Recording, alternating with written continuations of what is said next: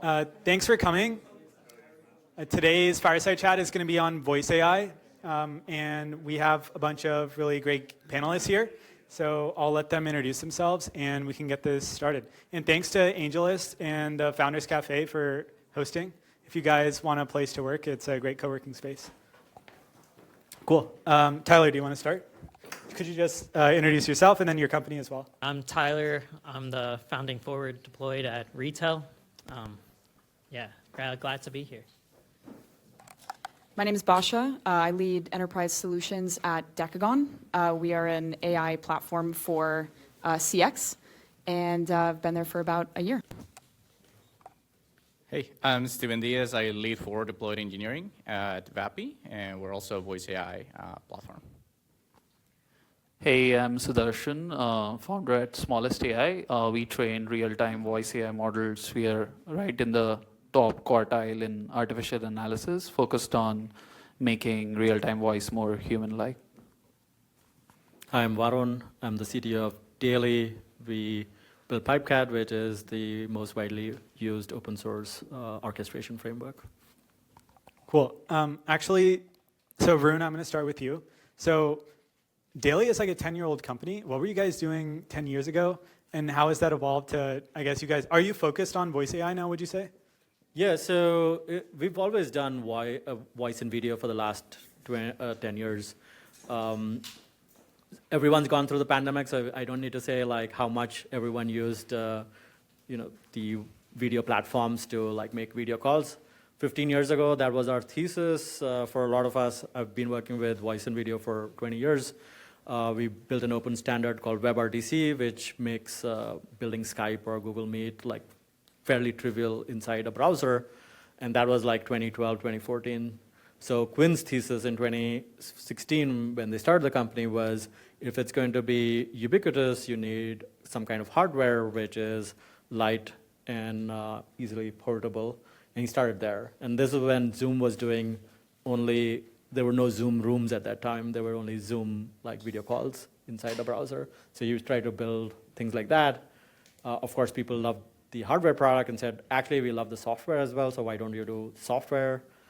Can we iframe your software inside our app so that we can build edtech or banks or healthcare? And then when ChatGPT came in 2022 after the pandemic, it was kind of very obvious that we had transcriptions, we had a meeting room that people were already talking to. There's now an LLM, an intelligent bot that could listen to the transcriptions and do things with the things that are being said in the call. So then the only question was, can it speak? And that was actually the only missing piece at that point, which got solved fairly quickly because people realized that text-to-speech was too robotic. And by 2023, end of 23, they were today there are 24 to 4 dozen companies or 50 companies which are doing text-to-speech. And you can find different versions of that. Now you can actually talk to it, and it can have sass. It can have sass in the sense it can have its own opinion, personality, or it could be a simple very down-to-earth person and just answer your responses clearly. So yeah, journey. It's been a journey. So Sudarshan, I guess maybe it's a good transition to you. You guys are training text-to-speech models and speech-to-text models. When did you start Smallest? Why? Was that the initial idea? That was not the initial idea. I think we were sort of thinking around how can we make small models more intelligent, kind of did not believe that scaling laws are going to give us human intelligence. It's sort of leading to another level of intelligence. At some point of time, we realized that we have to be more practical and come up with business-facing use cases to this, and voice was catching up. So what you mentioned around text-to-speech sort of going popular 2023. So we was contributing to this repository called Kokui, which is a popular open source framework, and then we started seeing results where text-to-speech was starting to get human-like in real time. I think before that, text-to-speech, it's not you couldn't do text-to-speech in human-like voices. It's just, it was not real time. It took 30 seconds to do it. And so then we were one of the first to make it real time. And then we started there. So we were selling text-to-speech to enterprises. And then as we have grown, now we do a lot more. So we have speech to text, etc. But the core research right now we do is in asynchronous voice models. So how can you make voice models that mimic the human brain end to end? So yeah, it's been a journey. Nice. I'll go to Basia next, and then we'll go to Vapi and Retell, you guys.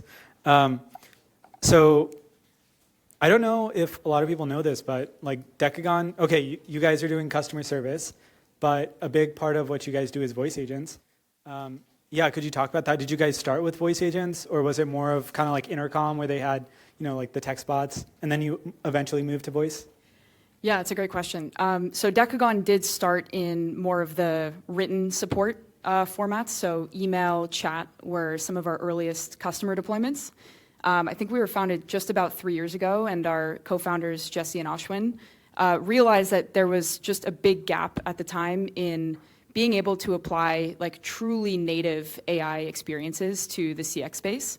It really felt like there was a long tail of the old world deployments, more service heavy, more sort of NLP with a bunch of nodes and edges, and then trying to sprinkle some AI on top of those nodes to make it more flexible and robust. And they realized, there is no current like leader in the market that is taking a truly AI native approach, where we're leveraging natural language in order to like truly just prompt agents and put guardrails around them and apply that to the CX space. So we started in the chat and email space, and then pretty quickly realized that our customers care a lot about omnichannel, right? They care a lot about being able to configure this once and then deploy it across their entire surface area of support.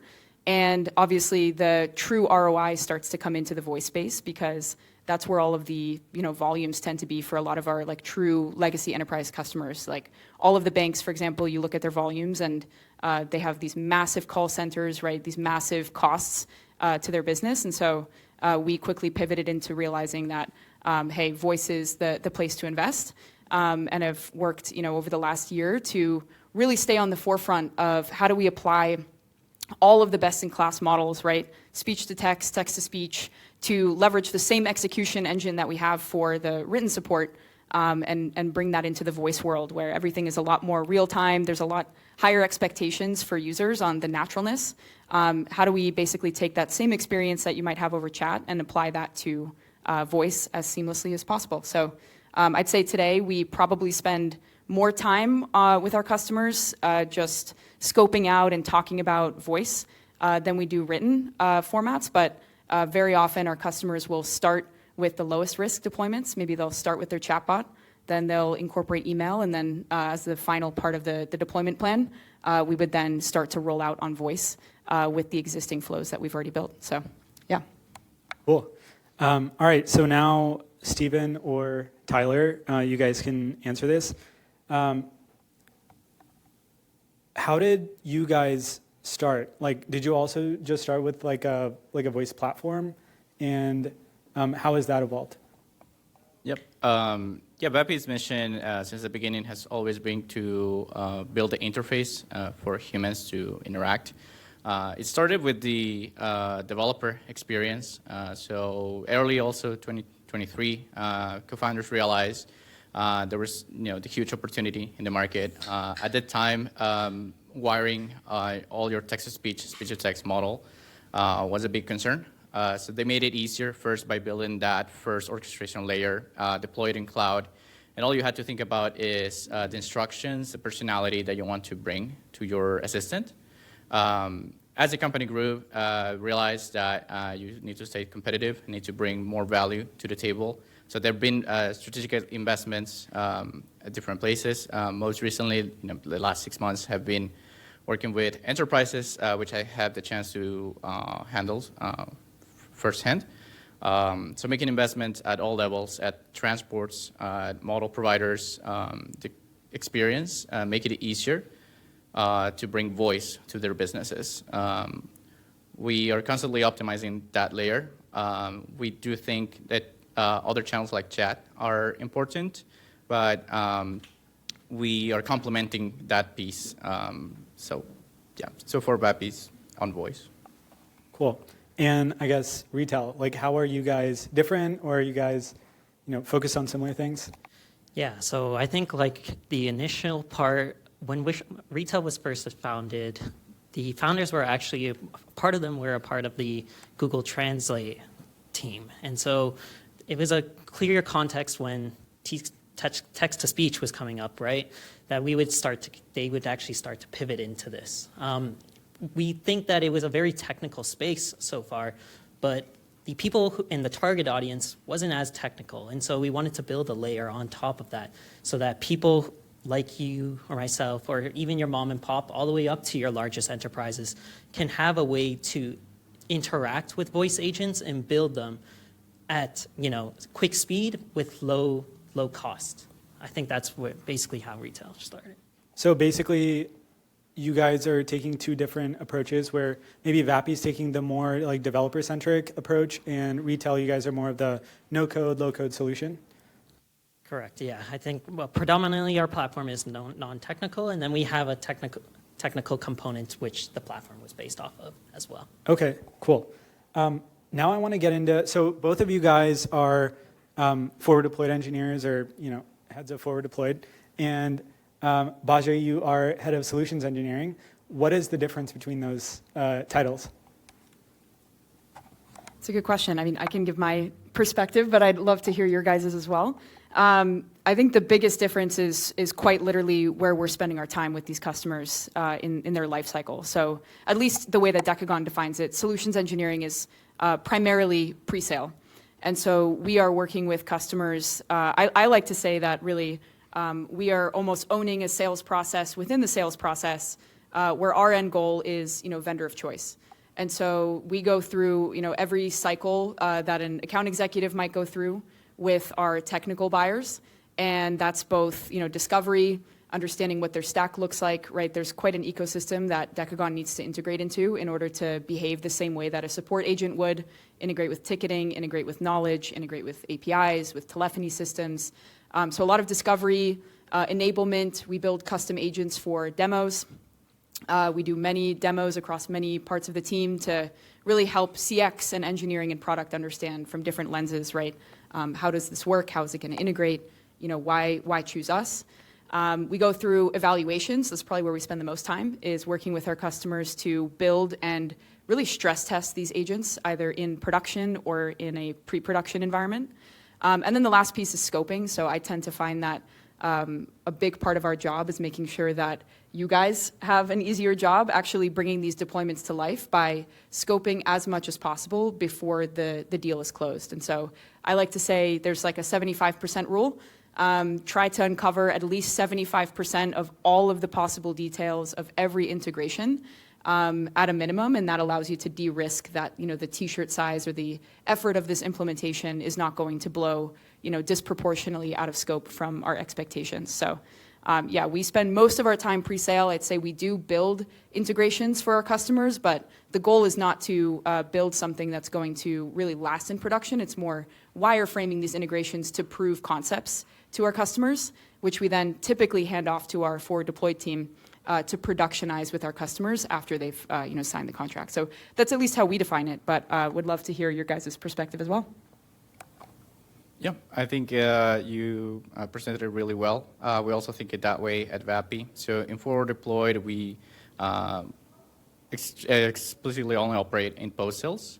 The way we like to think about our engineers is that we're there to fill that gap that the platform today still does not offer. And one of the things besides building agents and helping integrate with their webhook servers and APIs, that we do is that we also compound back to the platform. So there's this typical sentence you'll hear that the job as an FDE is to make every deployment, next deployment faster. We like to think that here we actually do that by extending the capabilities. So our team does contribute back to the core product. We like to think that they are like well-versed full stack engineers. And take the learnings from the field back into the platform. So I think at Retell, we take a little bit of both of you because we do both the pre-sales and the post-sales. So we try to surface as much as we can about the use cases and, the different stakeholders and how we'll present and, scope out the different use cases, right? And then on top of that, the forward deploy team will then take it to the post, actually build it out as well, right? Along with other forward deployeds on our team and we try to, at Retell, we forward deployeds try to encourage scope creep, just like you mentioned at Vapi, because if it's on the platform today, we'll utilize it. But if it's not there, then we'll try to extend it and with a custom build, right? And then those learnings we can then take back to the platform. What's an example of one of those custom builds you would have to do? Yeah, that's a great question. I think some of those examples would be, in the beginning, something that's on the platform now today was when you have a long context conversation, the LLM started to forget things, and the LLM started to forget things that were at the beginning that someone would have said in the conversation, and so being able to extract that information so you can then utilize it later in the conversation was very crucial and something that was a great learning for us. And are you able to talk about how you accomplish that?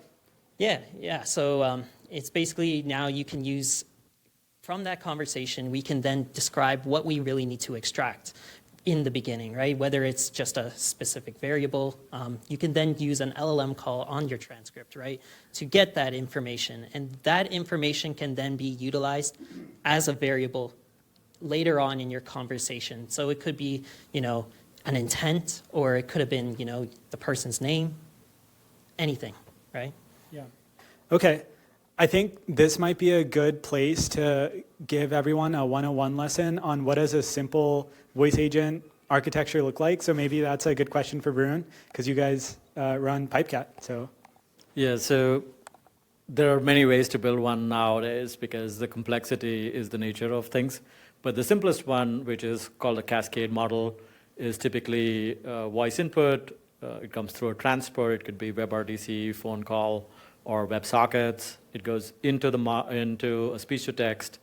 The transcription happens. There can be some additional models right there for background noise removal, voice isolation. So if there are a few people in the foreground, it will isolate to one person, remove the background noise. There's a turn detection model.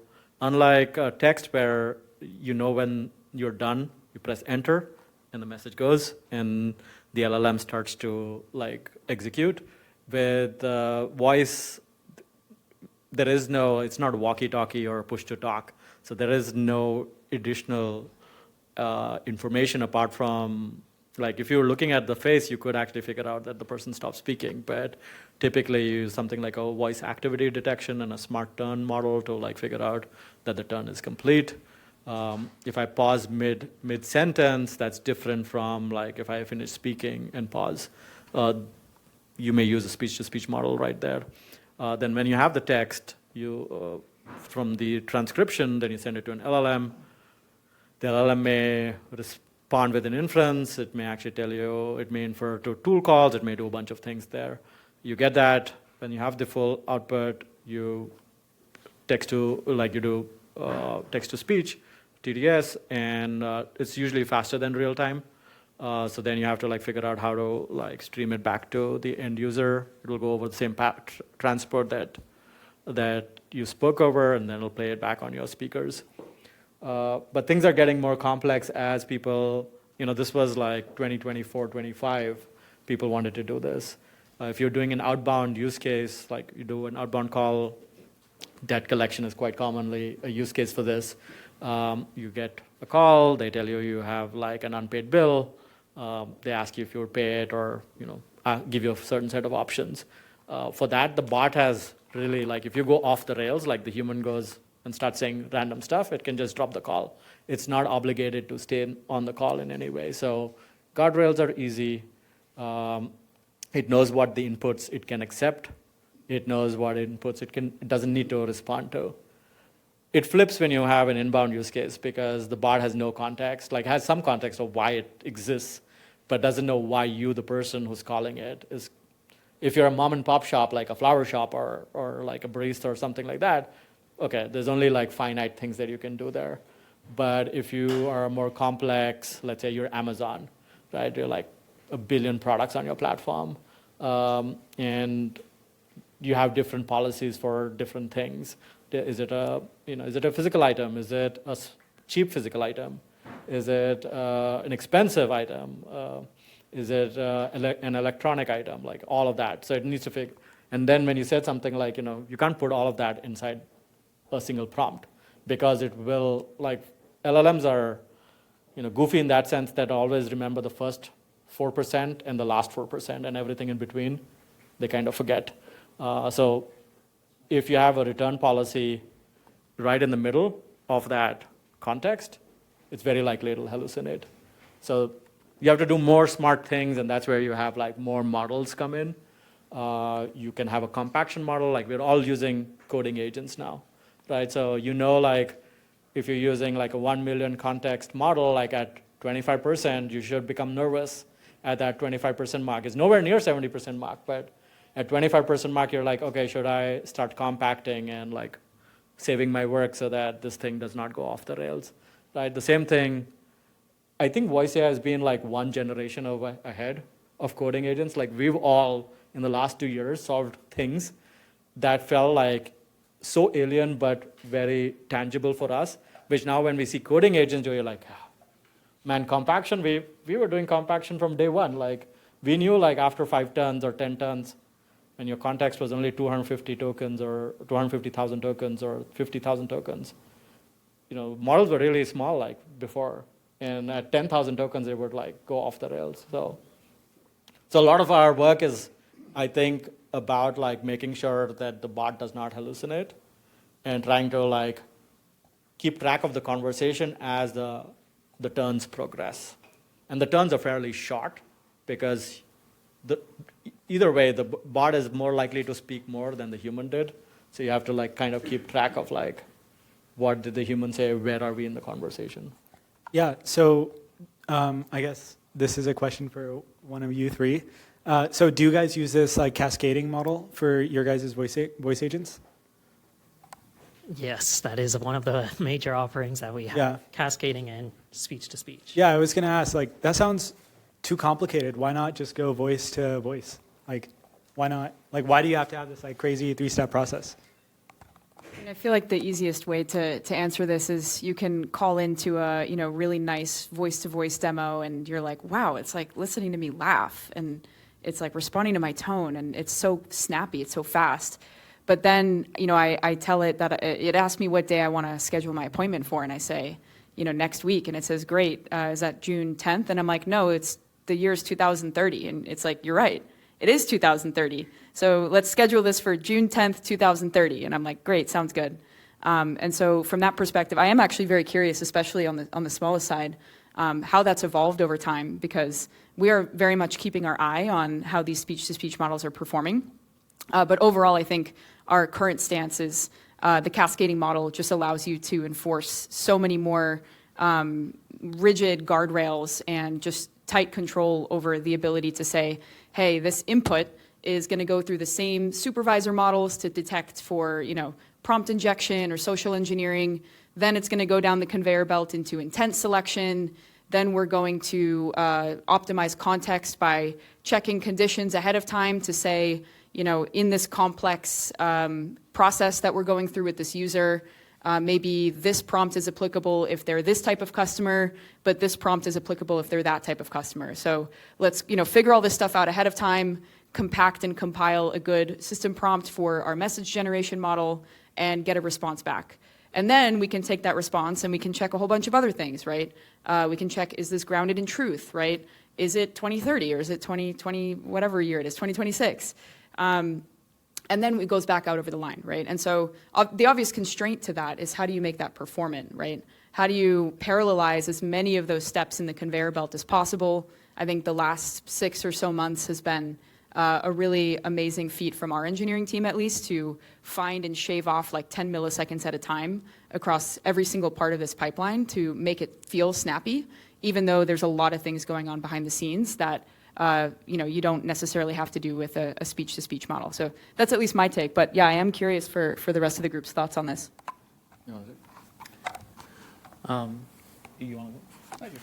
Yeah. No, I think your broader question around like cascaded versus speech to speech. Like, let's talk about like why did people start thinking about speech to speech? And so the initial idea was simple that, hey, if you convert speech to text, it's gonna lose the emotional information, right? So if you say, hey, you might be saying it in a sad way or an excited way, the bot is gonna answer in the same manner, right? So that was the obvious reason people started. I think at some point of time, at least at smallest, like that has evolved to speech to speech is a more natural way in which the human brain operates. So for example, when you do the cascaded thing, you do speech to text, then you send the prompt to an LLM, and then it responds, right? So we call that a synchronous architecture, like it's happening one after the other.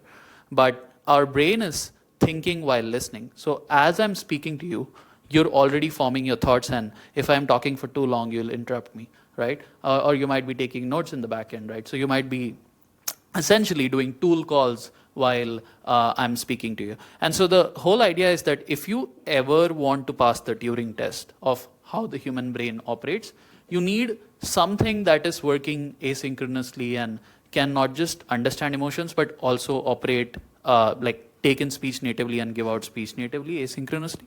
And so that's why we've been sort of building Hydra. Now, Hydra is our speech-to-speech model.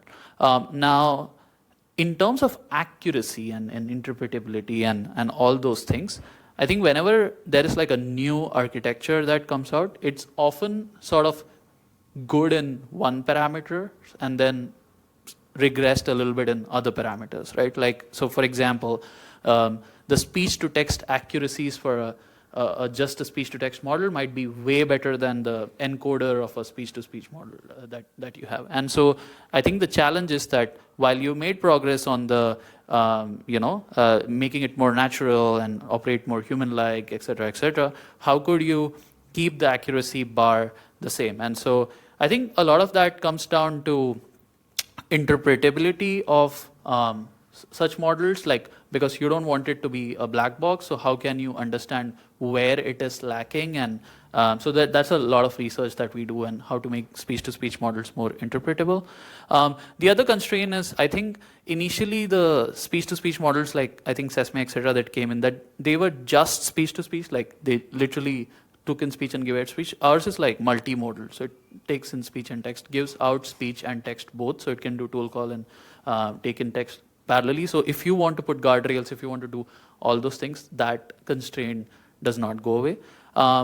What we are also seeing is there is still, at least in enterprises, a lot more cascaded deployments compared to speech-to-speech model, but speech-to-speech, I think, will be like an eventual future. That's my opinion.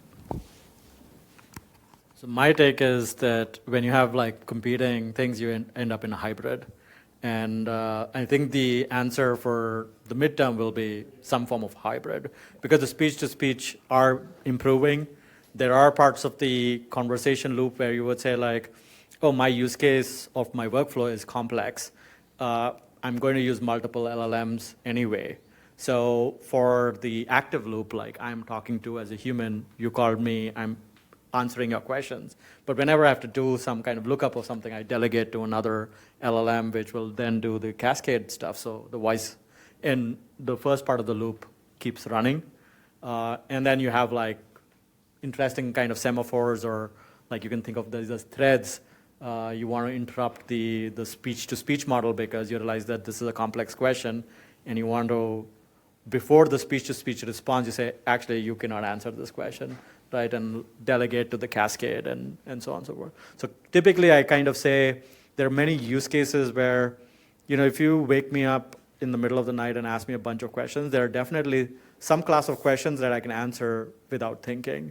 And we all do our jobs in a certain way where we can be an autopilot like 50% of our time, right? So as these use cases become emergent and you're fully deployed with a customer doing high volume, you could essentially train specialized models that fully understand like that 50% use case very well. And you could always ask the model like, hey, what is my return policy? And it'll say like, in the simplest case, this is my return policy, and it applies to like 70%, and I know which SKUs or products it belongs to or it applies to. And if you ask me outside of that, then I have to like do all the crazy work, and if I don't, then I answer it, right? So on these cascaded pipelines, what models are you guys using? Let's say of the frontier models, of the GPTs, of the Opus and Sonnet. Are you guys using the latest ones, or are you using like GPT-4 because it's like the right balance between speed and intelligence?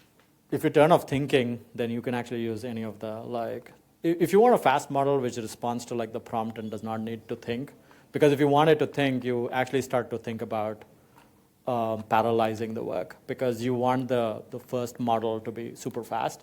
I still like my Gemini 2.5 really well. Like it's so fast. It's like the 3.5 which they launched is like, okay, it's slower, but the 2.5 is so good. Even the Haiku is really, really good. They're still slower than what you would expect, but yeah. How do you parallelize that work? How do you parallelize that pipeline? Because it feels like, oh, well, I do have to first know what text the person said, and then the LLM needs the text to do anything. And then you can only generate speech once the text has been generated that you want it to speak, right? You just spend you can send the speech, like in the speech-to-speech model case, you would send the speech directly to one place, fork it into another place, run the STT there. And if you want multiple models, the text output from the first forks into multiple LLMs. You can think of it as like a waterfall, like, it comes down. Well, because you don't know what the output exactly will be. Yeah, you put a gate at the bottom, which Yeah. would be an XOR or whatever fancy thing you want to do, which says like if all of them say we are right, then you put another LLM downstream from it and say which one is better. Like, you can go really crazy if you love computer architecture. 20 years, we had nothing to do. Now you can do all this crazy stuff from 20 years ago. Yeah. So how do like accents and different languages all fit into this? Maybe Sudarshan, because you guys are building speech-to-speech? Yeah, so at least for speech-to-speech right now, we are just fully focused on making it more intelligent in English and, getting it really good in English. Like, we don't want to do we don't want to introduce any other variables because the technology in itself is, I would say, quite frontier. Asynchronous is not yet like mainstream, etc. Right? But in terms of like cascaded, yeah, we see like a lot of demand so we have a lot of presence in India, so we see like a lot of demand from India. We see a lot of demand from Latin America, etc. I think US is more like mostly English, and then there's some Spanish, and then there's a lot of accents to it. And I think, yeah, US, at least, we have not had any troubles in terms of technology. I think noise cancellation is probably the last mile of problem that is pending in terms of handling those things. But yeah, that has nothing to do with accents. I'm curious what you guys have seen. Maybe I can add some examples about that, because on multilingual, I like to definitely leverage Cascade model because there are multiple levers you can pull.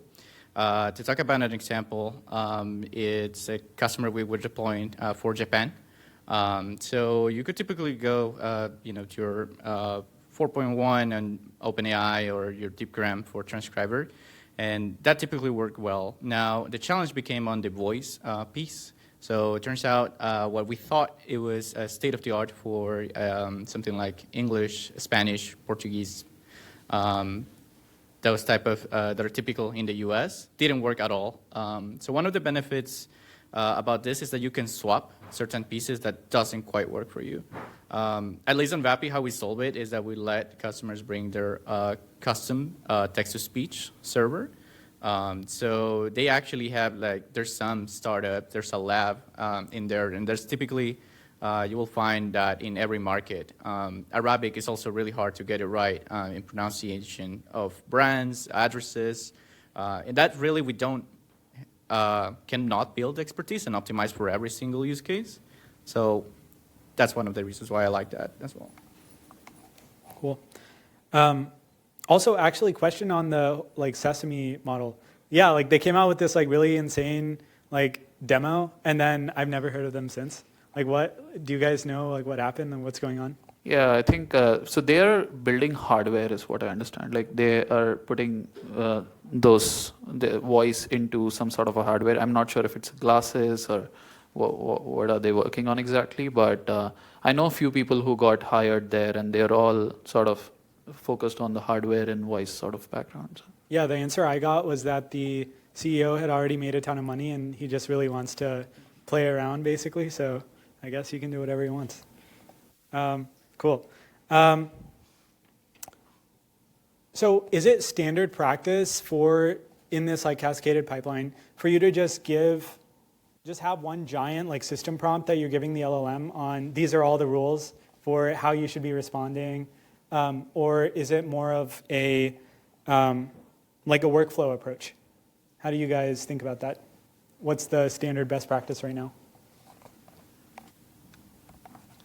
So I think it highly depends upon the use case and also the size of your prompt, right? So I think I have a counter approach to Varun in terms of that. Like usually in inbound, I find you're usually having dedicated lines, and you know specifically where the workflows are going to go, right? And so in these cases, if you know a little bit more about and you can predict where the conversation is going to go, then you can have a more of a node or graph builder kind of approach. But if you don't know what's going to happen, typically I think in outbound, yes, there is a dedicated like message, but what the caller says back, you never know, because they could just be frustrated, they could be angry, or they could be, I don't know, like annoyed. And in that case, when they're erratic, when a person's erratic, you never know. So having it in a way that is like all in one prompt allows you to have it more like a central brain, in terms of I can pick up components from my prompt that may not have been in a dedicated flow, but actually can be utilized to enhance the response. And then on top of that, you have to think of your knowledge base and knowledge, the things at your expense, right? Like in a inbound flow, maybe you know exactly when you need to pull a specific part of your knowledge. So you don't need to extract every single piece of context, right? Whether it's your websites and documents. But sometimes in outbound, you should utilize all that information to get a better response. And you will rely more on cosine similarity and stuff to make sure that hopefully your retrieval is good enough to respond to them. I think from my perspective, the limiting factor has been and will continue to be, although it's getting a lot better over time, just to some of the earlier points made, the ability for these frontier LLMs to be able to take a massive wall of text and not just read the first 3 lines and the last 3 lines, but actually be able to properly reason and like localize themselves into, we are halfway through this procedure and these things have already happened and these things haven't happened yet. And these things are true and these things are false about the situation. And so therefore, like, this is the one thing that I should be really zooming in on right now, right? So from our perspective, I think we kind of take an approach that depends on the customer. But we do, within our execution engine, have the ability to make some of these rules or prompts or guidelines more situational so that we can, check if these are relevant right now before we even include them or don't include them in the system prompt. And so that was our solution that was especially relevant, like 7 months ago when the LLMs really were just like consistently skipping step 4A1. But we have found over time now that sometimes the reliability of deciding when these things are relevant or not is actually worse than just giving all of it to the model, because the models have improved a lot since that time. And so now we're going back, I think, swinging a little bit back towards just give the model everything and more or less it will figure it out. But at the end of the day, with non-deterministic systems, it really just ends up being customer by customer.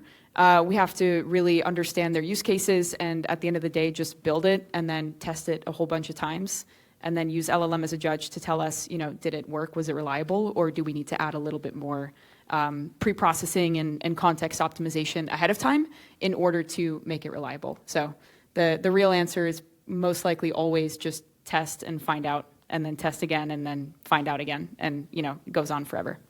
I'm assuming that, yeah, maybe the models are able to handle those edge cases now, like just in a giant prompt, but that probably also increases latency. So first, could you talk about like what is a good latency look like for a voice agent? And is that even true that, yeah, the models are getting better, but they also require more time? And so for the end user, that's actually a bad thing. Yeah, that is a really good question. I mean, I think the definition of what like benchmarking latency stats look like that are good have changed a lot, and expectations are getting better and better and better from our customers.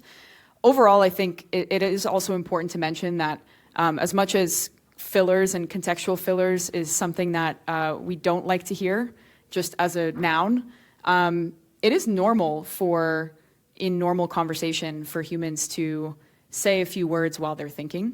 And so we've actually found that when we have zero contextual fillers, sometimes it actually feels more rigid than when we don't. And so we tend to find that having the right amount of fillers that kick in when we are experiencing some sort of latency because of some very large prompt or some very complex thing that the model is thinking through, most commonly running a tool call where our customer's API becomes the bottleneck and we're waiting 5 seconds for something to come back. Being able to say, hey, just give me a sec, looking at that, okay, cool, here's your answer, right? There's actually nothing wrong with that when we've tested with our customers. Obviously, the limiting factor in that case then becomes how good are your fillers and how natural do they sound? And so that's been a place where we've invested a lot of time as well to say, how do we create an execution engine where we really don't need fillers, but in those moments where we do, they're really good. So that's at least my take. But again, I know folks have probably a lot of opinions here about latency and how to find that trade-off, because in my opinion, I honestly think that that's the hardest problem to solve in voice deployments, is just that trade-off that's always going to be there of like performance versus stability and reliability in general. So. Yeah, I agree with all of that. Some of the ways that we think about it in Vapi is offloading some of that instruction. So break it down. Sometimes you don't really need that 10, 15 step workflow in the prompt. One example I can talk about is this collections use case. We do allow users to capture, businesses to capture credit card information. But not every call is about that. Some people already have a payment method maybe added or that. So one way of doing that, offloading into a specialized agent, so we can start thinking about multi-agents, and there are many architecture and patterns in there, is to constrain the instructions that you give it to that particular moment of the conversation. And once that achieves its goal, it can go back to that more free-form approach, which has loaded like your longest context. Something we're also been experimenting lately, and it's more about the guardrails space, is to your point where you can have, think about it as a waterfall, you can actually stream to multiple places. So what if you have streaming down to a small language model, which can do inference in a very little time? So think about classifiers to maybe collect intent while the pipeline is still maybe adding a filler word as well to keep a consistent experience, but kicking off a background process that is still intelligent, still thinking. So those are still things that we'd like to invest a little bit more research on. So yeah, constantly investing on that. I think one thing that we haven't also factored in terms of the latency trade-off is cost, right? Now that you're putting such a big, large prompt into your LLM, you have to think about those calls where many people just hang up, and predominantly calls just hang up 10 seconds into the call, right? Now you're having to pay for all those tokens to just get inputted in. So that, like Stephen mentioned, splitting out your prompt, you are also playing to that strength of lower latency and lower cost.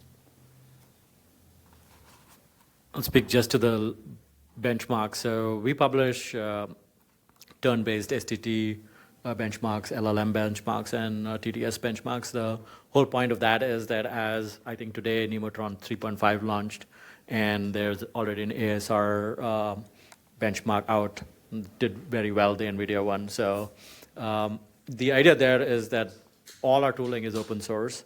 So with the STT benchmarks, the TTS benchmarks, and the LLM benchmarks, all the turns are actually open.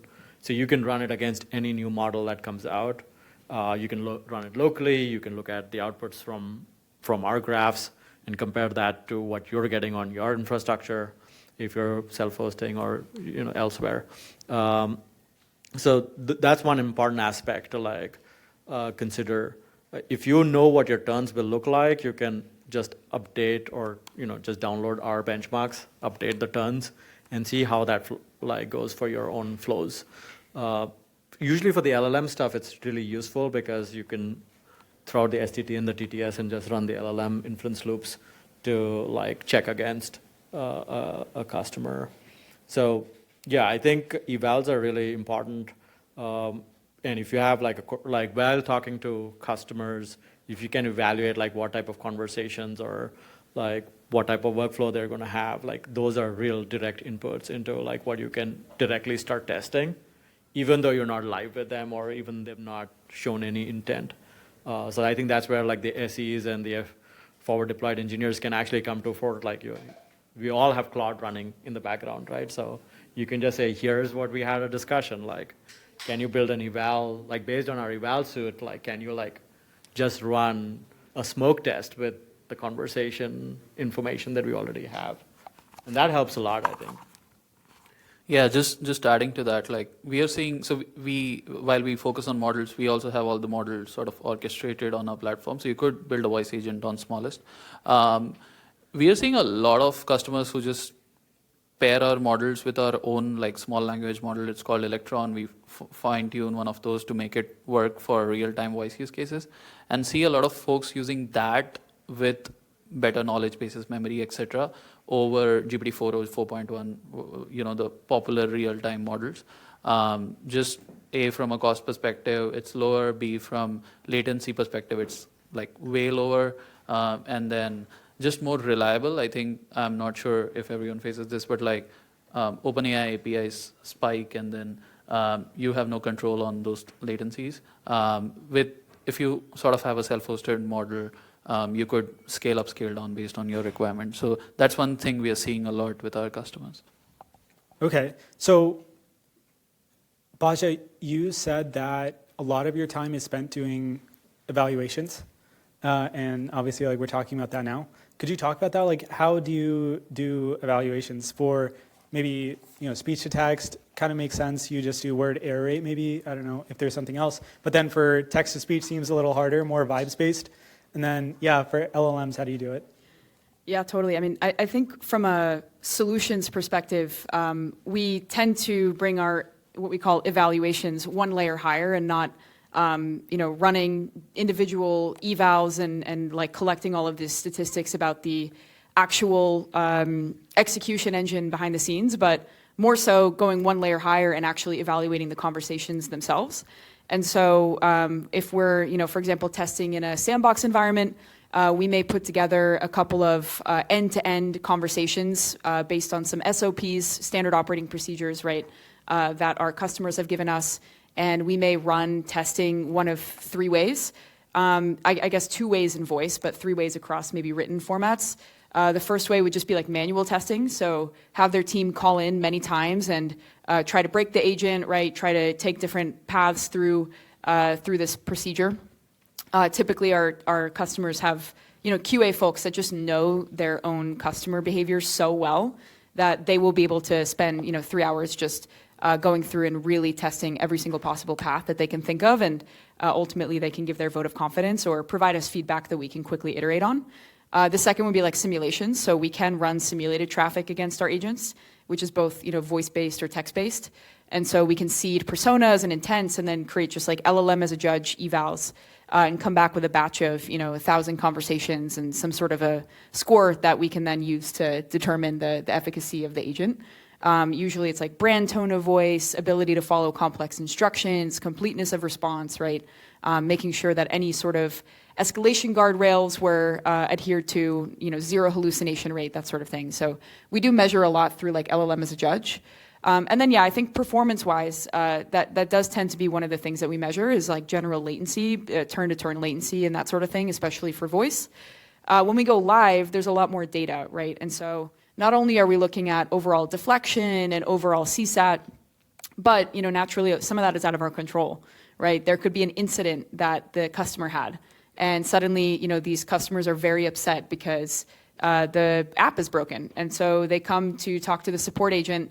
And even though we gave them a coherent response, they're still annoyed, and so they're going to give us a 1 star, or there's just a flood of escalations, and suddenly that's the way that we're being measured as a product, right? And so we tend to really go a lot broader than just those 2 metrics for that exact reason, to help them evaluate not only the actual performance in production with these users, but also LLM as a judge-based performance, and then more product level performance, right? What is the total cost of ownership of maintaining the system into perpetuity, right? How can we pull this a little bit away from just the metrics and make it a more product-led evaluation? So that's something that we spend a lot of time doing. But to answer the main question around like, how do I think for like complex voice deployments we can actually measure success? I think it has to be a sort of combination of, that customer satisfaction score, deflection, and then LLM as a judge-based evals. And then the last piece of this is using those LLM as a judge-based evals to help pinpoint the very small bucket of conversations that are worth paying attention to. So how do we quickly silo out the 2% of conversations that the team should be manually reviewing, so that we can get very deep in the weeds and see, we need a config change for this one edge case, right? That we just discovered, through this process. So that's how I think about it. But I think, again, everyone tends to have a different definition of how to actually measure success in this like super unstructured, non-deterministic space that we're in.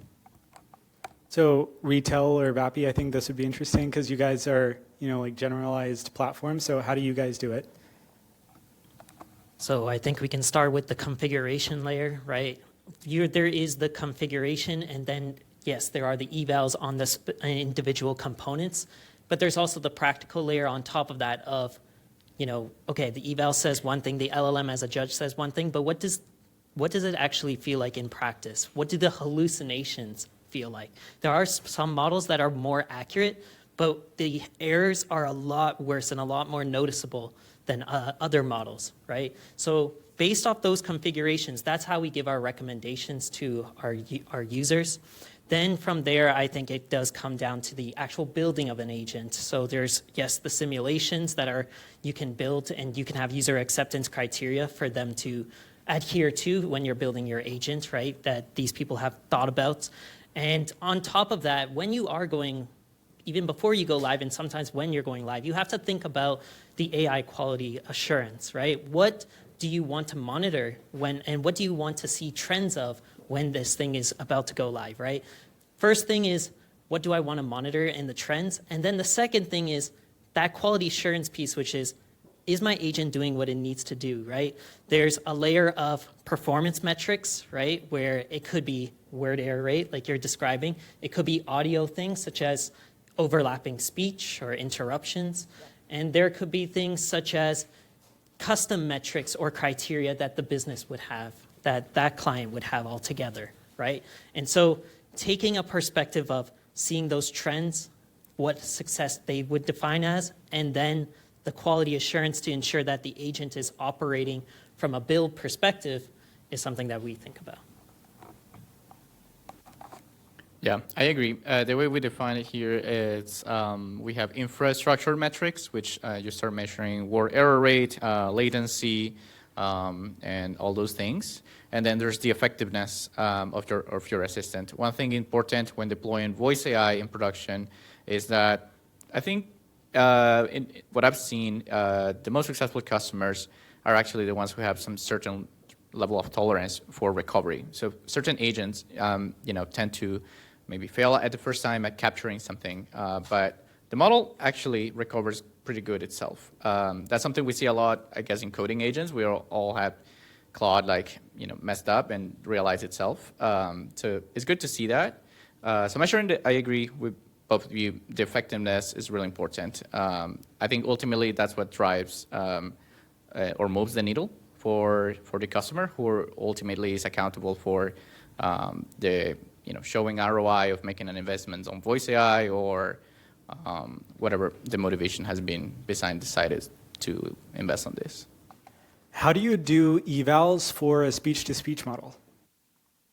Yeah, I think it's a very developing thing. I think you guys published something, right? AEIWF, or like these guys are doing some interesting work. I think, but I don't think there's any like standard eval for speech to speech. I think there are various parameters that have been introduced that are new that did not exist in the pipelined approach. So, for example, emotional, like responsiveness, like.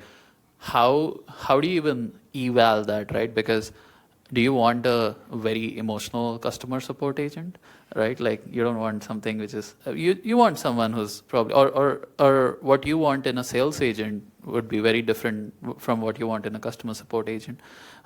So I think it's gonna be way more nuanced and way more use case specific. Evals, like if I talk about that, there are certain parameters definitely that are more deterministic, like asynchronous behavior, like how can you measure that? How can you measure how quickly a tool call can be preempted based on partial audio that is coming in? Usually what will happen is you have the whole thing, you send it to an LLM, then the LLM does the tool call. Here, like while you're speaking it at some point of time, let's say 80% after listening to it, it's like, okay, I know you need this information, let me go fetch it, right? So those sort of parameters are more deterministic. I think the audio quality, all those things, emotionalness, that's going to be way more specific. In fact, even in text to speech, we wrote an article that talked about how TTS evals are dead. Like it's almost like every person claims like their TTS evals are better. And that's good, like it's good marketing. But at the end of the day, you have to go way more specific because all the metrics that were there, they were for a previous era where TTS was not really human-like. So it made sense to keep evaluating it. Now, there are a lot of TTS models that are pretty good. So what matters is, what are you using it for? Are you using it to do Instagram voiceovers or for voice agents, right? You're using it for voice agents, okay. Are you using it for customer support or are you using it for sales, right? That's different. So if you're doing now, the way a TTS model, for example, is compared is you listen to 2 audios and you rate 1, right? But what you should be doing is placing call on 2 voice agents that are doing customer support and saying, okay, this one sounds more realistic to me. I think those sort of nuances will also come up in speech to speech, where ultimately you can just call the agent and like rate it as better or not. So that's sort of, I think, more on the higher level. But yes, there are some deterministic metrics that I'm not sure if we will probably focus on. We'll probably cater to whatever benchmarks, for example, someone like Pipecat or someone else might come up with. We have our own internal way, but we don't plan to be a benchmarking company and sort of. So I'm not familiar with what you guys at Pipecat are doing benchmark-wise for speech-to-speech. So we do it for everyone. So we do it for LLMs, we do it for speech-to-speech. The reason we did it was I think Quinn got frustrated a year and a half ago with everyone claiming that they had their own, but no one was open sourcing anything. So no one could, like there's no apples to apples. Like, people have their own apple and someone has pineapple and they say like, my pineapple's better than your apple. And you're like, yeah, whatever, right? And so we open sourced it and it's called AI World's Engineer Fair because it was based on like the bot that was running at AI, and we have recordings from it and people were communicating with it. So in some sense, we have like a corpus of information which is public. People were told that these would be recorded, and now we have a nice corpus of information, and you can run it against every model, right? So you can have like the hard questions, the hard conversations, the simple conversations, then you run it across all the models, which gives you like a good sense. You can decompose them, right? So like in the case of, you can run it end-to-end, speech-to-text, LLM, text-to-speech, or you can run them individually for each layer separately. So you can do it as sum of parts or independently or run it all together. Of course, you run into combinatorial complexity because you have to like at some point say that I can't use every STT with every LLM with every TTS. That's insane. So, but we all have some intuition of like what if you're building some like some kind of use case, which is let's say healthcare, like you would pivot completely differently in like the choice of models as opposed to like banking, where it's still regulated but completely different from that. If I could just add an anecdote, I think if we consider human eval basically to be quote unquote source of truth, I feel like text-to-speech models is probably where there's the most disagreement among our customers and among just generally humans evaluating different models. I don't think there's really ever a consensus across our customers on what is the best either text-to-speech model or text-to-speech profile that we put in front of them. There have been instances where we deploy or we're getting ready to deploy with a customer, and we've had 35 people within our customer's company all get to consensus on one text-to-speech voice that's going to represent their brand. And then we put it in front of the final decision maker, the exec, and they say, this is the worst voice I've ever heard in my life.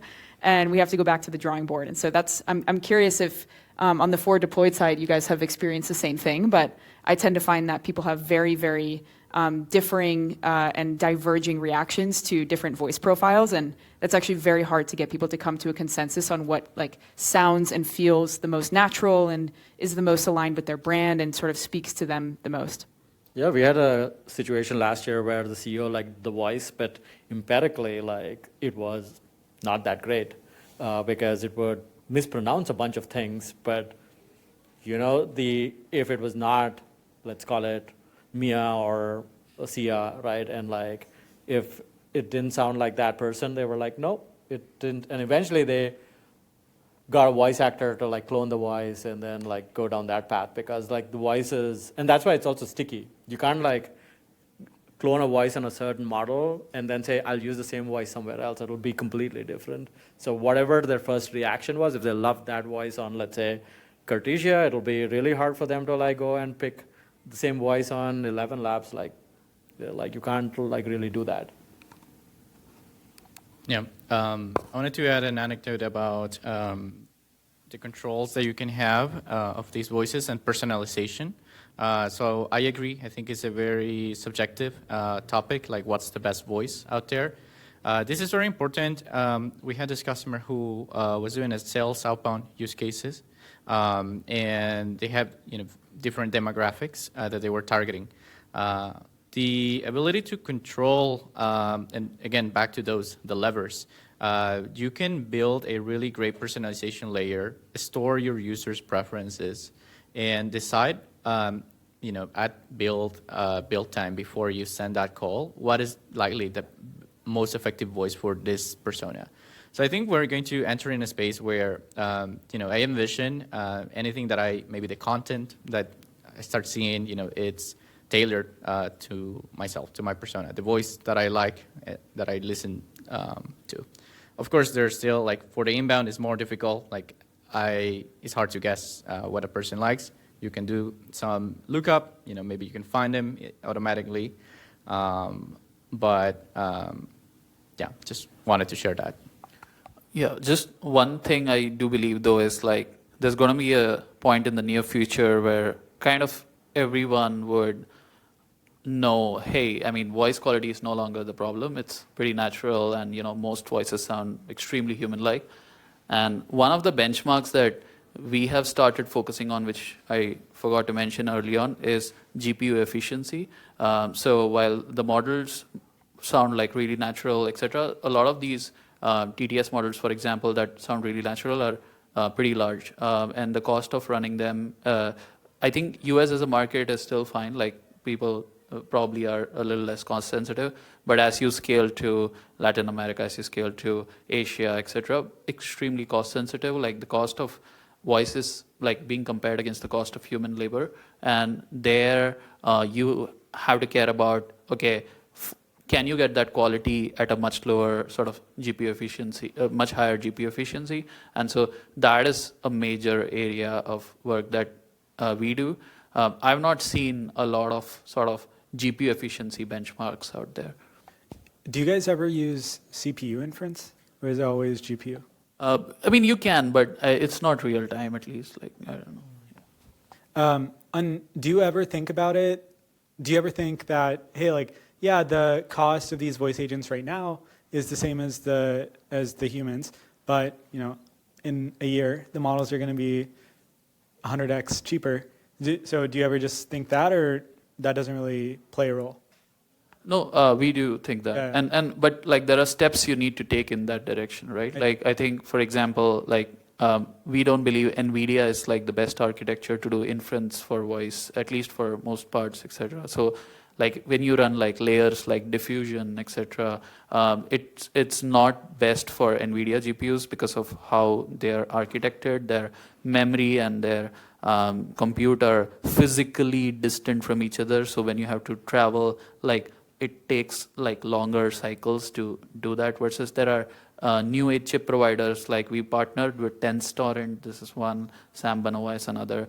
Their memory and compute are co-located, like so you don't have to send data back from compute to memory LAN. And then they can also, so anyways, long story short, even at the hardware level, there are changes that are happening to accommodate voice at a population scale. If voice sort of becomes just extremely, natural and like very simple to use, more and more interfaces are going to be powered by voice. Beyond calls, like you'll also have voice empowered like user interfaces, in my opinion, and computers and things like that. So you definitely have to take steps in that direction to make it cheaper. Is that another reason to use like Cerebras or Grok as well? Yeah. Okay, cool.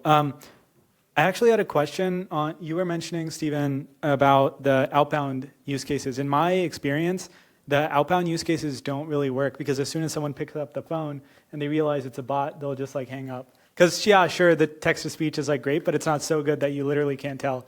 So yeah, like what, I guess, have you experienced that in your work that you've done? And I guess like what other use case do you see these voice agents being used for? Yeah, definitely. So about that, there's a lead qualification use case that I was personally working on earlier this year. For this customer, cost was really important because, to your point, like there's a very small percentage of your lead pool that is actually going to pick up. So pickup rate becomes super important. That's when we can start leveraging, to Tyler's point earlier, at the beginning, those few seconds, you don't really need to spend your most, the smartest model on that, because you can get hang up at very early on in the conversation. So there are many techniques that we leverage. So using the smallest models for qualification, we invest in voicemail detection. But also here, it's a piece that I think maybe is not that exciting typically for outbound. There's a lot of regulations, so the TCPA and the rules that you have to adhere to.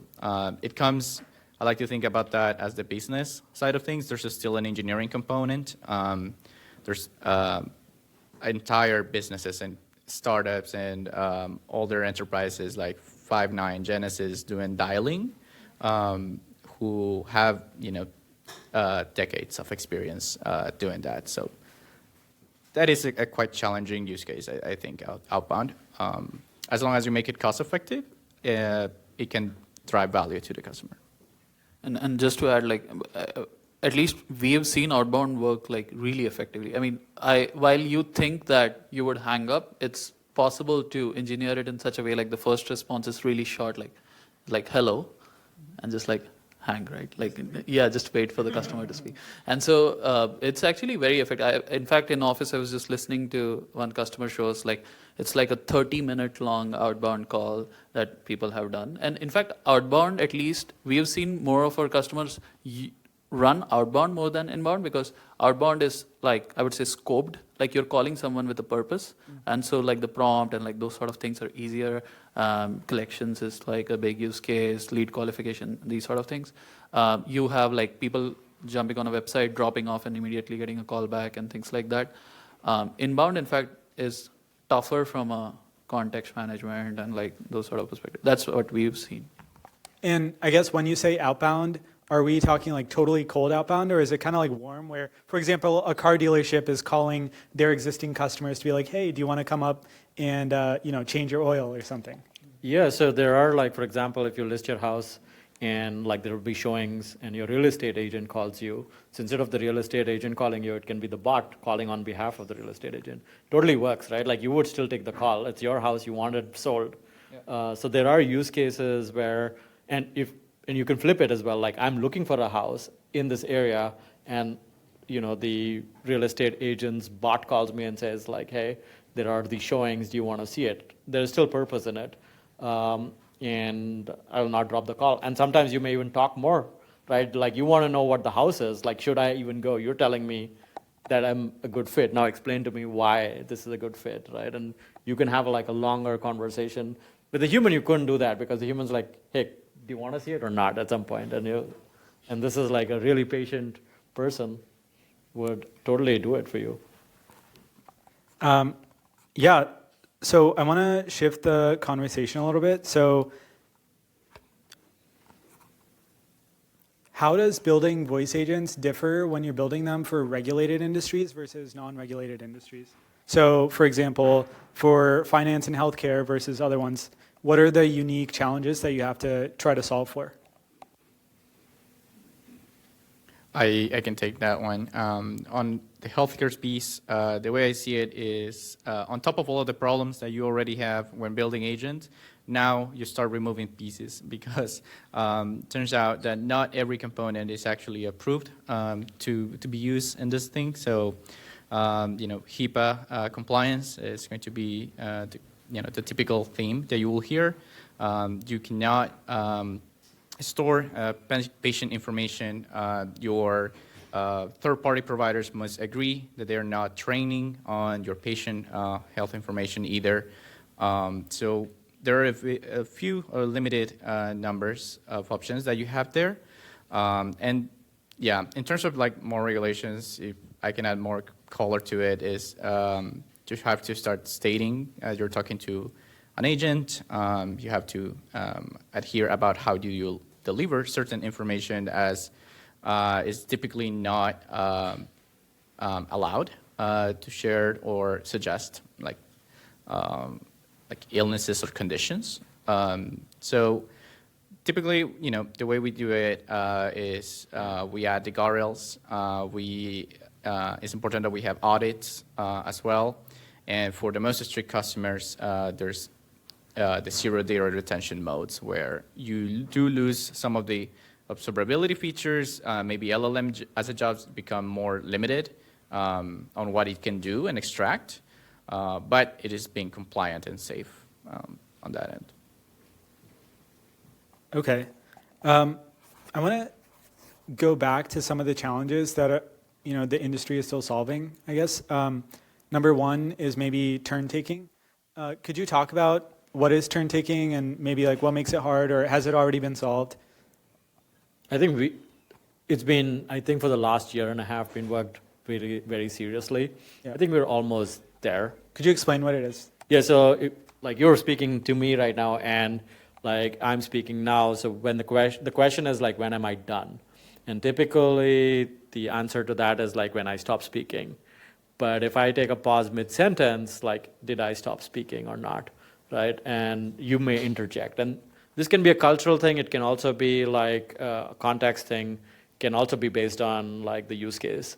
So if two people who are friends are talking, you can talk over each other and you will reconcile that. But there are also cultures where this is totally unacceptable. So those are the things that come into play. In places where you're not allowed to speak over each other at all, you can actually wait more time before the other party would speak because there's like assumptions made. Like for example, in Northern Europe, I would wait completely for you to finish. Once you've acknowledged that you finished, then I would start speaking, right? And that's completely different from in other places where you want to speak immediately after the person stops speaking. So figuring out when the person stops speaking is like the interesting bit. Semantically stop speaking. And the simplest thing that we did initially was like a voice activity detection. So you wait after my last utterance, you wait n hundreds of milliseconds. It can be 100 milliseconds, it can be 500 milliseconds, it could be 2 seconds. So for example, with kids, like if you build like a preteen app and you talk to kids, you would have like a really large VAD because like you want the other party to like finish their thought completely. You have to give them that chance to finish it. And for young adults or like kids, formulation of sentences is not the same as an adult. So you have to take those things into account. And so people realize that VADs have misfire because they fire too early quite often. So pause is not sufficient. So you need to see where in the sentence you are. And people have tried this different ways, like you can use text to speech, speech to text, sorry. You see where the sentence is. Problem is like usually you don't end on a preposition, like when you write, but when you speak, you can end on a preposition, so it can like semantically fire incorrectly. But intonation, so that's where we built a speech-to-speech model, which is based on like how you are speaking. So if I end on a preposition and it's an inflection, then it's different than if it's a downward trend, and then they're like, okay, that person's done. So it's trained on that kind of semantic information. That when is the train when is the turn done or not? So are you guys training your own like turn-taking models, or like, yeah, what are you guys doing about that? Or has it already been solved, basically? Hello. Yeah. At least what we've seen is for multilingual, etc., there are still sort of some open challenges in some cases. But yes, like for English markets, I think it does a pretty good job. There are some last mile things, but even humans like speak over each other quite sometimes. So I think for speech to speech, there I think the solution is different. It's more inherently handled by the model. Like you could train a speech to speech model that's like super energetic and can sort of reply very quickly or be like more calm and patient, etc., accepting. So there, at least the way we are thinking about it is make it promptable. Like you can actually make the model promptable to speak, like interrupt quickly or not interrupt quickly. And that's interesting. Like we'll share some results soon. But yeah, we are not at least training separate WAD model at smallest. I think a lot of speech-to-text models. So I think the speech-to-text models are becoming heavier now. Yeah. So they're taking in like things like background noise removal, voice isolation, turn taking. Like they're putting it all into one. There's also the other models which are like voice isolation models are saying like, oh, I can actually also do this because I already have a lot more information. So I'm already doing signal processing, so why can't I do this additional things? So there is, I think, it's kind of solved problem. The question is like, do you get it from 3 vendors or do you get it from 1 vendor? Do you get it from 2 vendors? Is still, I think, an open question. I think turn taking also changes based on where you are in the conversation, right? There's training, when you use your training data, there's training of when you're just conversating versus when you're thinking of giving an entity, right? Sometimes when you're giving important entities, say your date of birth or some other, your account ID, you may take longer pauses and you need to think of how responsive you want your model to be during those times. That's one thing to factor as well. Yeah, and just add to that, like if you're being more aggressive in a conversation, it has to be like more interrupting, etc. So at least, yeah, that's why we are more and more thinking it's sort of gonna at least ultimately end up being completely a solution of speech to speech that we are building. It's gonna be way more clean if you think about the parameters in the right way. Okay, cool. I have a ton more questions, but we're getting close on time. So maybe what we can do is predictions, maybe on where the whole voice industry is going over the next year, maybe. So what will voice models or just like voice agents be able to do a year from now that they can't do today? I'll do a little bit less of a technical because I know the folks on this panel will probably go really deep into what these actual models will be able to do. So I'll speak a little bit more to like where I think the industry is going to go. I think from my perspective, as we sort of build these experiences that are more and more and more personalized and more specific to me and context aware and able to take more and more and more actions, even with high complexity, I start to think about how, as a consumer, these experiences might actually end up becoming the path of least resistance for me to get things done in the context of the brands that I'm interacting with. So let's say, I'm trying to book a flight, and my support experience rebooking my flight last time because it got canceled and I had to, call in was so smooth that it actually feels like less friction to me to do that than to go on to Delta and, search all of this stuff up.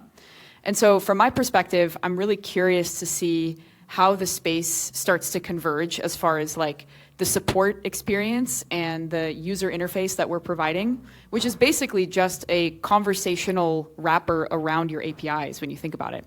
And so if that experience starts to become more and more the default path, then what happens to your actual app, right?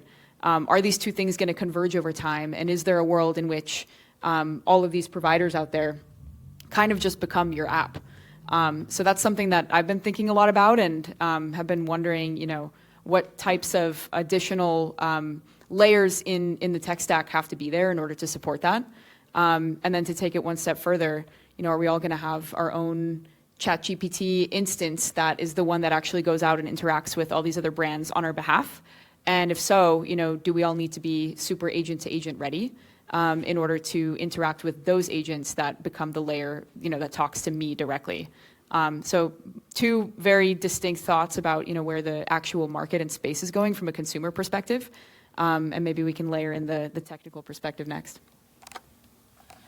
So for myself, I think it's going to be things that I've been thinking about is that I feel like right now, the technology is somewhat there, but it's getting better over time, right?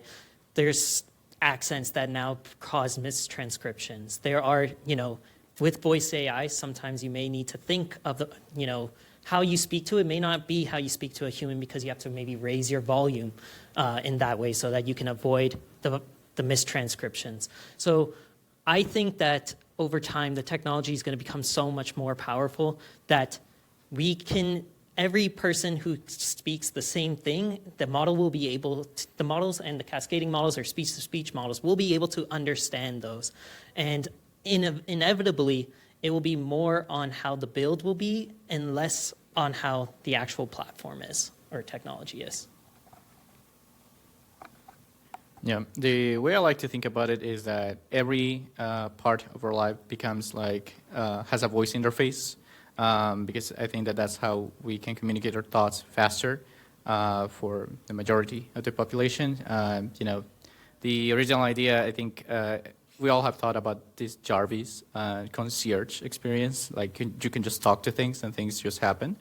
And you hear back is audio. But I do want to, and this is more aspirational, I do think that in a world where businesses start to adopt more and more voice AI, and as soon as it becomes accessible for consumers, it's going to be interesting to think about, is my concierge, my personal assistant, going to be calling Chase or United AI agent as well? And is voice going to be the best channel for them to communicate? Is interesting. I think it's some surface that we're already scratching when listening to simulations. It just kind of challenges where are we heading at. Yeah.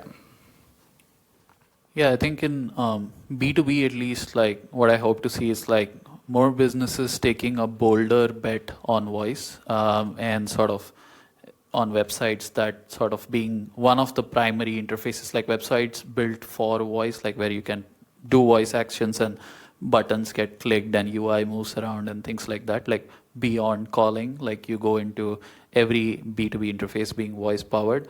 On B2C personal side, I do think we already have the technology to build a very powerful sort of voice concierge for ourselves. I've not really seen a great version of it, though, something that can interact with me through voice and text and do a lot of my sort of day-to-day tasks. There are versions of it that come and go, but I'm really hoping to see a very deeply integrated personal assistant in my life that I sort of identify, resonate with.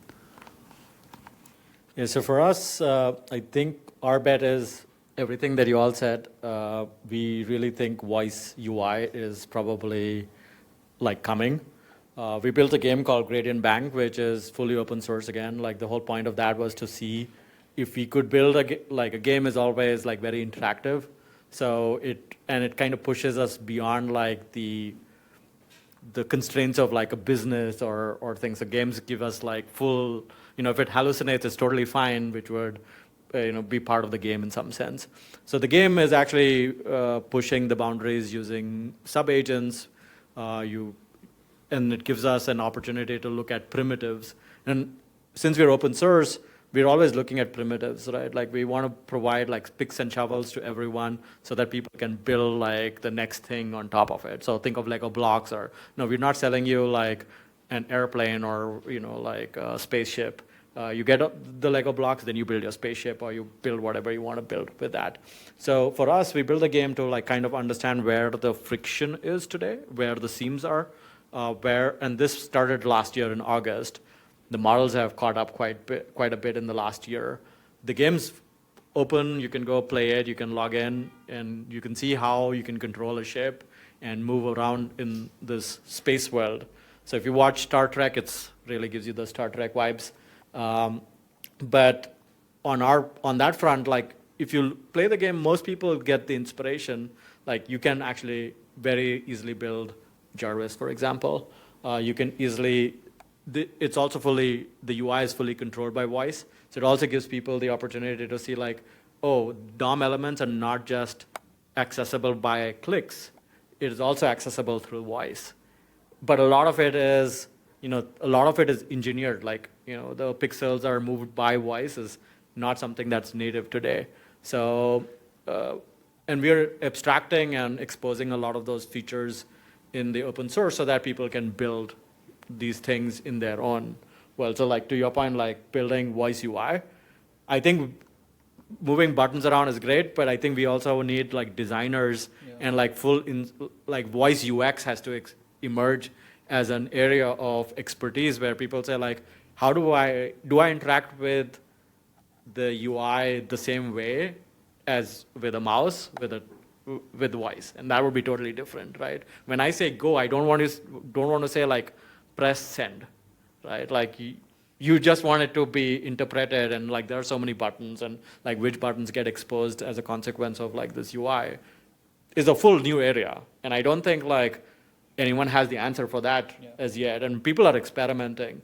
OpenClaw is a very good example where people are actually trying to like see how your own personal AI agent with no guardrails can go do all the things externally. So my prediction is that I think a lot of that will come to the forefront. Like a lot of UIs that are controlled by voice will be experimented. Not all of them will be good, but that's totally fine. Amazing. All right, so let's give 10 minutes for audience questions, and then, we'll wrap it up. What are your thoughts on interactive models, like the one released from Thinking Machines, and are you guys also getting in the same space to compete? So I think we had launched Hydra like 2-3 months before the interactive model had come out. Looking at the architecture, I think, so it's slightly, at least from the initial sense, it doesn't seem like one model, like it's like multiple models together firstly, which is fine as a concept, like a multi-agentic concept, but like we're completely like Hydra is one model, like it's just one model that asynchronously operates that we are working on. So like architectural approaches are different. We are also, so these model sizes are very different. Like that's if I'm not wrong, like a 270 billion parameter model or something like that. Ours is like 13, and then there's a 7 billion variation. So size-wise different. We don't do video. Focus on low latency, GPU efficiency. I think asynchronous. I think one of the deeper sort of philosophies we have is that the way we are thinking about this, and is slightly more not relevant to voice generally, but the way Hydra operates is, so you're always thinking. It's a model that's always thinking. It is, even when there is silence, it's thinking. So it's just like a sort of generating latent vectors every few milliseconds. And the attention mechanism is actually applied on latents and not on tokens. Like it's more on a higher semantic level. And we believe that today, the way LLMs are trained, you're actually applying attention on a lot of minute granular things which are not really important. And this is more to do with like JEPA and like what Jan LeCun talks about, etc., which is essentially you could build models that can operate on just enough information to predict the next state of the world. And these latent vectors are that. So long story short, you can build models that are way smaller in voice in real time. And so that's the approach that we are taking. I'm unclear of what they are doing. Is anyone of the platform using duplex model like Personalization, NVIDIA, I think you're tired. Sorry, I have to repeat what the question was. That's what I was told. So, is any one of the platforms using duplex model like the NVIDIA Personalization? So it's like it's different than S2S.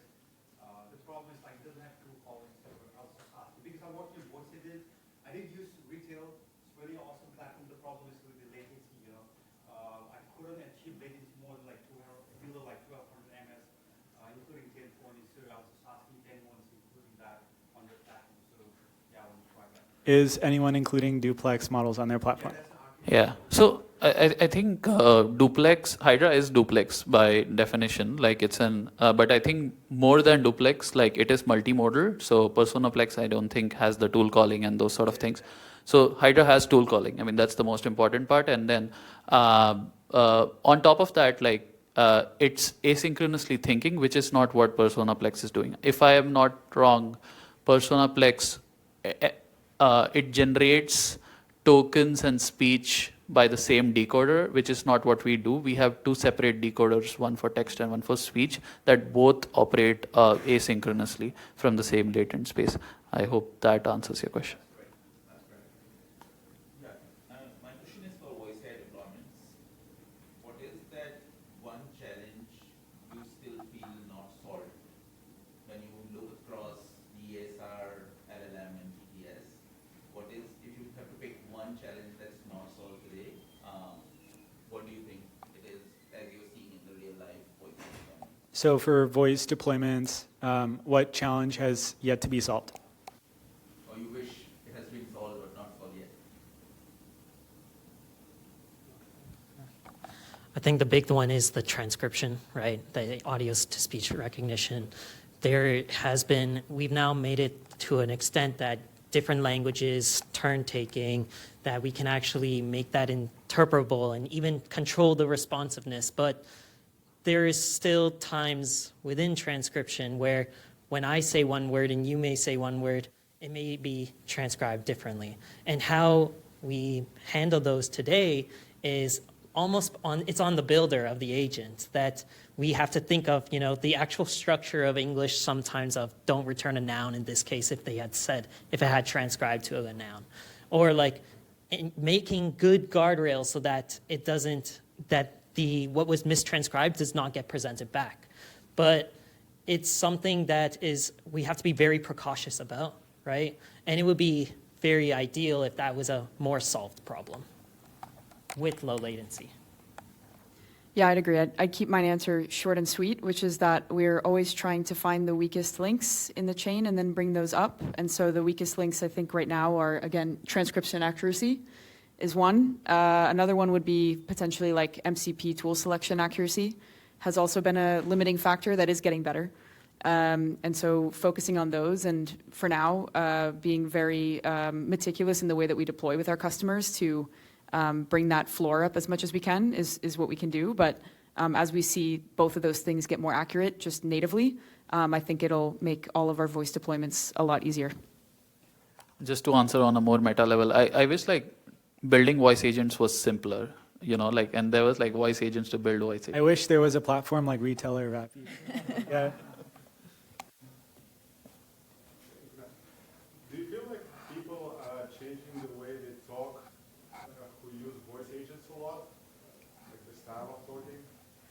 Probably, yeah. I assume you work with a lot of people who use voice. Yeah, I think it's the same with coding agents. It's the same with like if you talk to LLMs, it's very likely like you can see people have changed the behavior, the way you talk. Like earlier, people were just like garbage type in. Now, people like are more intentional in what they type. But we're slowly getting to the point where the LLMs are getting better, where you suddenly start to see. At least I try to see like very often like how few tokens I can give to the LLM, and it responds like meaningfully with code. Like I would say like, oh, okay, right, and that's it, and it'll do like the next step. And so yeah, I mean, I think it's a cycling thing. Each other, like they develop a habit by talking too much to AI. They develop a habit to talk to each other in different styles. I'm sure it is. I guess it's really hard to say like when we are inside the ecosystem. If I go talk to my parents, they're like, why are you talking strangely? That's when you know, okay. I have a question too. So you had a case when you talked with an agent about your booking flight, right? Something happened, but why didn't you have your AI talk to that, like your AI call that? And when is that going to happen? Why are people not using their personal AI assistants, like OpenClaw, but to call actually, make appointments or deal with this canceled flights and so on? When is that going to happen? Why aren't people using I think it's a OpenClaw trust question. It's just I think to people are. call their agent? No, and I also think it's just an awareness thing, right? Like, I mean, my mom does not know how to place a AI call. Like, it's like if everyone was doing it, people would do. I think some technical, like one of my friends is doing something like this, where it's like a more B2C app that, like, calls businesses and finds out things for, like, it could do anything. Like, it's a voice search for offline things. Like, for example, sometimes restaurants don't list their things online, so you actually, this agent calls that restaurant, asks you have reservations or this particular thing in the menu or like any physical stores, etc. So people are doing it. They're slightly more technical, I think, at this point of time. I do the same thing. That's what I asked. Yeah, I do like my AI does appointments, and then I listen back, and it's so funny how it talks now. Yeah, I can share more about that as well. In the consumer side, I think that there are multiple businesses like trying that. There are challenges out there that the other side who's taking the call need to make it accessible for voice AI agents. And sometimes it's either about a mindset or sometimes it's about a regulated environment. So something I learned about that also working with a customer in the healthcare space, people were calling to get updates on their test status or to schedule like X-ray. So it turns out that you actually need to have a human or to give an update on your prescription. You need to have a human on the other side in order to disclose this type of information. So I think it is harder. I hope we start embracing more of this and rules become more AI friendly in general. All right, that's all the time we have. Thank you to our panelists. Let's give them a round of applause. Thank you.